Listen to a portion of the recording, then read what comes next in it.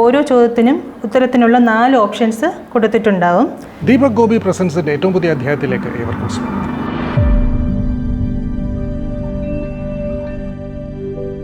2026-27 അധ്യയന വർഷ കാലഘട്ടത്തിൽ കേരള സർവകലാശാലയുടെ കീഴിൽ പ്രവർത്തിക്കുന്ന വിവിധ ഡിപ്പാർട്ട്മെൻറ്റ്സ് കണ്ടക്ട് ചെയ്യുന്ന PG പ്രോഗ്രാമുകളിലേക്കുള്ള എൻട്രൻസ് എക്സാം നോട്ടിഫിക്കേഷൻ ഈ അടുത്തിടയ്ക്ക് പബ്ലിഷ് ചെയ്യുകയുണ്ടായി. ഇന്നത്തെ എപ്പിസോഡ് ഈ ഒരു നോട്ടിഫിക്കേഷനെ കുറിച്ചും ഇതുമായിട്ട് ബന്ധപ്പെട്ട കാര്യങ്ങളെക്കുറിച്ചും അതോടൊപ്പം തന്നെ നോട്ടിഫിക്കേഷൻ കണ്ട് അപ്ലൈ ചെയ്യുന്ന വിദ്യാർത്ഥികൾ എന്തൊക്കെ കാര്യങ്ങളാണ് ശ്രദ്ധിക്കേണ്ടത് എന്നതിനെക്കുറിച്ചൊക്കെയുള്ള ഡീറ്റെയിൽഡ് ആയിട്ടൊരു എക്സ്പ്ലനേഷനാണ് ഈ ഒരു പ്രോഗ്രാമിലൂടെ ഞങ്ങൾ തരാൻ ഉദ്ദേശിക്കുന്നത്. ഈ ഒരു പ്രോഗ്രാമിൽ നമ്മുടെ അതിഥിയായി എത്തിയിട്ടുള്ളത് കേരള യൂണിവേഴ്സിറ്റി CSSൻ്റെ വൈസ് ചെയർമാനും കേരള സർവകലാശാല ഡിപ്പാർട്ട്മെൻറ്റ് ഓഫ് ഹിന്ദിയിൽ സീനിയർ പ്രൊഫസറുമായ ഡോക്ടർ R. ജയചന്ദ്രൻ സാറാണ്.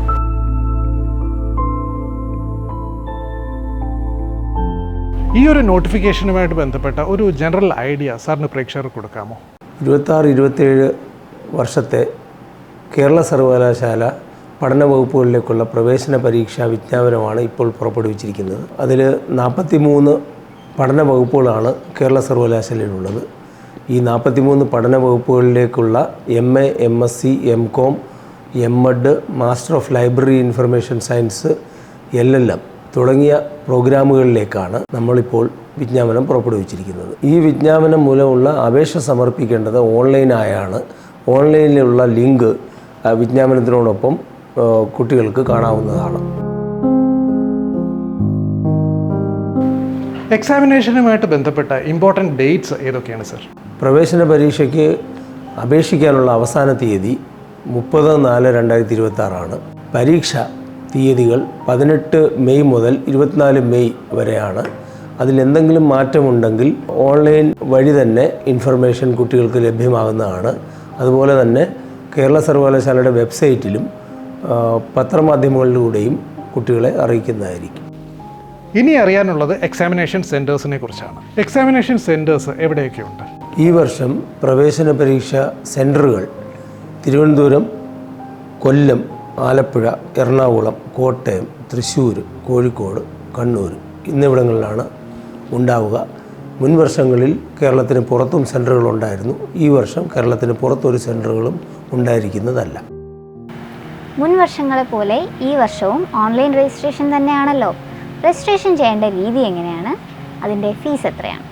ഈ വർഷം പ്രവേശന പരീക്ഷയ്ക്ക് അപേക്ഷിക്കുന്നവർ ഓൺലൈനായിട്ട് കേരള യൂണിവേഴ്സിറ്റിയുടെ സൈറ്റിൽ ഉള്ള admissions.keralauniversity.ac.in അല്ലെങ്കിൽ css.keralauniversity.ac.in എന്നീ പോർട്ടലുകൾ വഴി മാത്രമേ അപേക്ഷിക്കാൻ സാധിക്കുകയുള്ളൂ.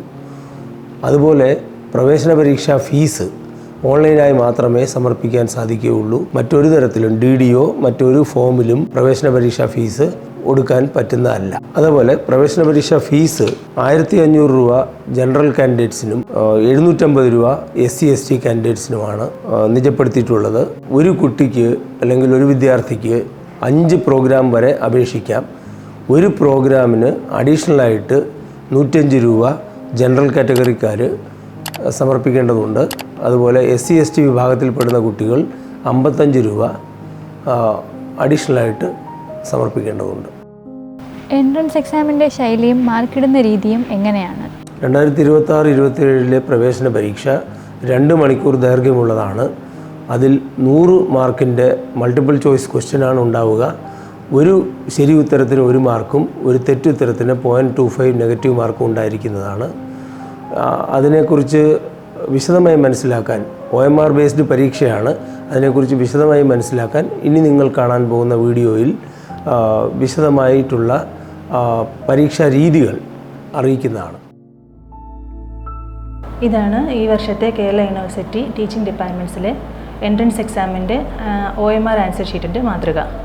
OMR ഷീറ്റ് ഫില്ല് ചെയ്യുന്നതിന് മുമ്പ് അതിൽ നൽകിയിരിക്കുന്ന നിർദ്ദേശങ്ങൾ കൃത്യമായിട്ട് വായിച്ച് മനസ്സിലാക്കേണ്ടതാണ്. ഈ ഷീറ്റിന് ബ്ലൂ ഓർ ബ്ലാക്ക് പെൻ ഉപയോഗിച്ച് ഫില്ല് ചെയ്യാവുന്നതാണ്. ഷീറ്റിന് 2 ഭാഗങ്ങളുണ്ട്. പാർട്ട് A, പാർട്ട് B 2 ഭാഗങ്ങളുണ്ട്. പാർട്ട് എയിൽ നെയിം ഓഫ് പ്രോഗ്രാം അപ്ലൈഡ് ഉണ്ട്. ഇവിടെ പ്രോഗ്രാം ഏത് പരീക്ഷയ്ക്കാണോ അപ്ലൈ ചെയ്യുന്നത് ആ പ്രോഗ്രാമിൻ്റെ പേര് എഴുതണം. നെയിം ഓഫ് കാൻഡിഡേറ്റിൽ കുട്ടിയുടെ പേര് എഴുതേണ്ടതാണ് പാർട്ട് എയിൽ. പിന്നെ എഴുതേണ്ടത് register number, question booklet number, date of examination, centre code എന്നിവയാണ്. നമ്പർ ഇവിടെ എഴുതിയിട്ട് താഴെ റെസ്പെക്റ്റീവായിട്ടുള്ള ബബിൾസ് കറുപ്പിക്കേണ്ടതാണ്.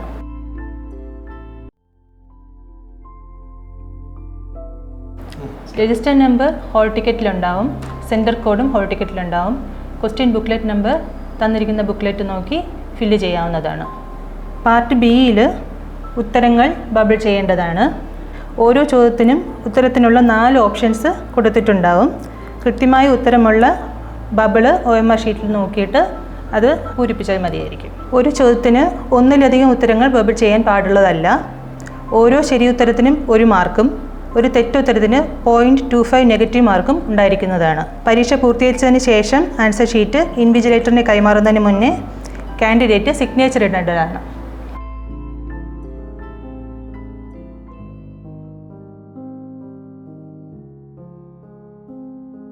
സാധാരണ എക്സാമിനേഷനെ ഗൗരവപൂർവ്വം സമീപിക്കുന്ന പലരും മുൻവർഷത്തെ ക്വസ്റ്റ്യൻ പേപ്പേഴ്സ് വർക്കൗട്ട് ചെയ്തിട്ടാണ് എക്സാമിനേഷൻ ഹാളിലേക്ക് എത്താറുള്ളത്.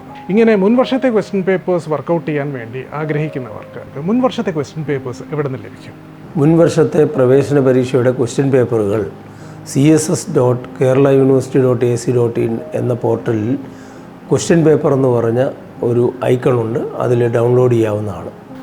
ഒരു പ്രാവശ്യം ചൂസ് ചെയ്ത എക്സാമിനേഷൻ സെൻറ്റർ മാറ്റാൻ സാധിക്കും? പരീക്ഷയുടെ സെൻറ്റർ ചേഞ്ചിന് ഇപ്പോൾ അപേക്ഷിച്ച് കഴിഞ്ഞാൽ ഓൺലൈൻ പോർട്ടലിൽ ലോഗിനിൽ ചെന്നാൽ കുട്ടികൾക്ക് സ്വന്തമായിട്ട് തന്നെ ഇപ്പോൾ എഡിറ്റ് ചെയ്യാനുള്ള സൗകര്യമുണ്ട്. ഇനി അതുമല്ല, പരീക്ഷാ ഡേറ്റിലാണ് എന്തെങ്കിലും അസൗകര്യമുള്ളത് എങ്കിൽ അവരവർക്ക് സൗകര്യപ്രദമായ സെൻറ്ററുകളിൽ പരീക്ഷാ ദിവസം രാവിലെ കേരള സർവകലാശാല സ്റ്റാഫുമായിട്ട് ബന്ധപ്പെടേണ്ടതാണ്. ആദ്യം രജിസ്റ്റർ ചെയ്ത സമയത്ത് ചൂസ് ചെയ്തിട്ടുള്ള സബ്ജക്റ്റുകൾ പിന്നീട് മാറ്റാനുള്ള പ്രൊവിഷൻ ഉണ്ടോ? ഒരു വിദ്യാർത്ഥിക്ക് 5 പ്രോഗ്രാമുകളിലേക്കാണ് രജിസ്റ്റർ ചെയ്യാൻ പറ്റുക. അതിൽ ഒരു പ്രോഗ്രാം മെയിൻ പ്രോഗ്രാമാണ്. ബാക്കി 4 അഡീഷണൽ പ്രോഗ്രാം പരസ്പരം അങ്ങോട്ട് ഇൻ്റർചേഞ്ച് ചെയ്യാൻ സാധിക്കുന്നതാണ്. മറിച്ച് അഡീഷനോ ഡിലീഷനോ സാധ്യമല്ല. ഓൺലൈൻ രജിസ്ട്രേഷൻ സമയത്തും അതിനുശേഷവും ഉണ്ടാകുന്ന സംശയങ്ങൾ പരിഹരിക്കാൻ ആരെയാണ് സമീപിക്കേണ്ടത്? ഓൺലൈൻ അപേക്ഷ സമർപ്പിക്കുമ്പോഴും അപേക്ഷ സമർപ്പിച്ചതിന് ശേഷവും ഉണ്ടാകുന്ന സംശയങ്ങൾക്ക് പ്രോസ്പെക്ടസിലുള്ള മെയിൽ ID css.pghelp2026@gmail.com, പിന്നെ ഒരു ലാൻഡ് ലൈൻ നമ്പർ അതിലുണ്ട്, ഒരു മൊബൈൽ നമ്പർ അതിലുണ്ട്, അതിൽ ബന്ധപ്പെടാവുന്നതാണ്. ഓൺലൈൻ രജിസ്ട്രേഷനും എൻട്രൻസ് എക്സാമുമായിട്ട് ബന്ധപ്പെട്ട എന്തെങ്കിലും കാര്യങ്ങൾ സാറിന് ഒന്നുകൂടെ പ്രേക്ഷകരെ ഓർമ്മപ്പെടുത്താനുണ്ടോ? കേരള സർവകലാശാല ഇപ്പോൾ പുറപ്പെടുവിച്ചിരിക്കുന്ന പ്രവേശന പരീക്ഷാ വിജ്ഞാപനം കേരള സർവകലാശാല കാര്യവട്ടത്തെയും സെനറ്റ് ഹൗസ് ക്യാമ്പസിലെയും പഠന വകുപ്പുകളിലെ പോസ്റ്റ് ഗ്രാജുവേറ്റ് പ്രോഗ്രാമുകളിലേക്ക് മാത്രമുള്ളതാണ്. പ്രവേശന പരീക്ഷ യൂണിവേഴ്സിറ്റി പഠന വകുപ്പുകളിലേക്ക് മാത്രമാണ്. അഫിലിയേറ്റഡ് കോളേജുകളിലേക്ക് പ്രവേശന പരീക്ഷയല്ല, അത് വേറെ അഡ്മിഷൻ പ്രോസസ്സാണ്.